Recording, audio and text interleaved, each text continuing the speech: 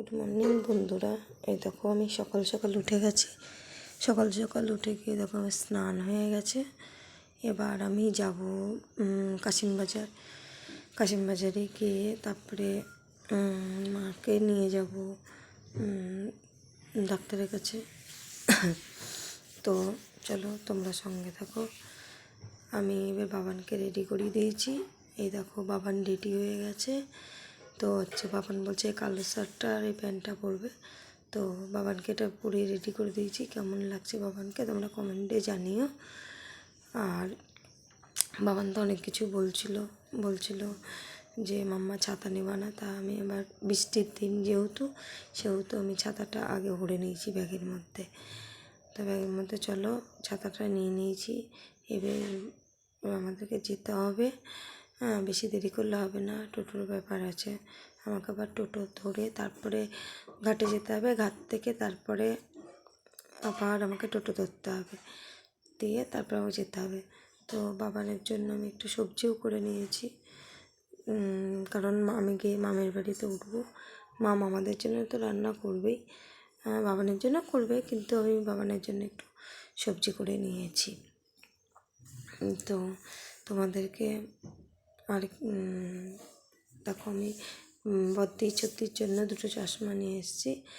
তো দেখো বদ্দি চদ্দিকে কেমন লাগছে তোমরা কমেন্টে জানিয়ে। বদ্দি চদ্দি তো খুব আনন্দ, খুব মজা করছে চশমা দুটো পেয়ে। তো যেহেতু বদ্দি একটু কাছে কাছে থাকে তাই বদ্দি বেশি আমাদের কাছে আসে। ছদ্দি যেহেতু কাছে কাছে থাকে না তাই ছদ্দি অত আসতে চায় না। তো দেখো কত মজা করছে ওরা, কত নাচছে।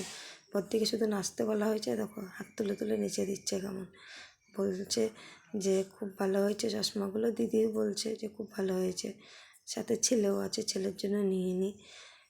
আর হাবু ছিল না সেহেতু বারবার বদ্দি হাবুকে খুঁজে বেড়াচ্ছিলো। আর দেখো সত্যি এখানে দাঁড়িয়ে দাঁড়িয়ে দেখছে যে আমি ভিডিও করছি কীভাবে। আমি হাবুর কথা বলেছি, হাবুকে দেখতে পাইনি, তার জন্য দেখো হাবুর গেঞ্জিটা নিয়ে এসে আমাকে দিয়েছে যে মামা দাদু করছে। তার জন্য হাবুর গেঞ্জিটা নিয়ে গেছিলাম, তা গেঞ্জিটা নিয়ে এসে আমাকে দিচ্ছে। কত বুদ্ধি হয়েছে, এত বুদ্ধি হয়েছে যে বলার বাইরে। ও এতটাই পাকা হয়েছে। তো দেখো আমি খাচ্ছি এখন। আমার খেতে একটু দেরি হয়েছে, সবারই খাওয়া হয়ে গেছে যেহেতু মাকে নিয়ে গেছিলাম। মাম কত রান্না করেছে দেখো। এই দেখো সয়াবিনের তরকারি, মাংস, মাছ, তারপরে একটা পাতা বেটেছে, অনেক রকম রান্না করেছে। তো অত তো খাওয়ার মতনই সম্ভব না। তো কিছুটা আমি খেলাম। আর তরকারি এত সুন্দর রান্না করেছে। আর মাছের চচ্চড়ি করেছিলাম, মাছের চচ্চড়িটা এত সুন্দর হয়েছে খেতে যে আমি একটু দেরি করে খেয়েছি 6টা নাগাদ, যার জন্য আমি খেতে পাচ্ছিলাম না। তো অল্প একটু করে খেয়েছি, আমি বললাম রাখ, বাকিটা রাত্রিরে খাবো। আর এই দেখো এখানে একটা দিদি এমন কথা বলেছে যার জন্য আমি একটু হাসছিলাম। দেখো আমি এবার মাছ চচ্চড়িটা দিয়ে ভাত খাবো। ওই দেখো দারুণ হয়েছে খেতে। মাম যে এত সুন্দর রান্না করতে পারে এটা ধারণার বাইরে। ও তো ছোট্ট বাচ্চা, কতই আর পারবে।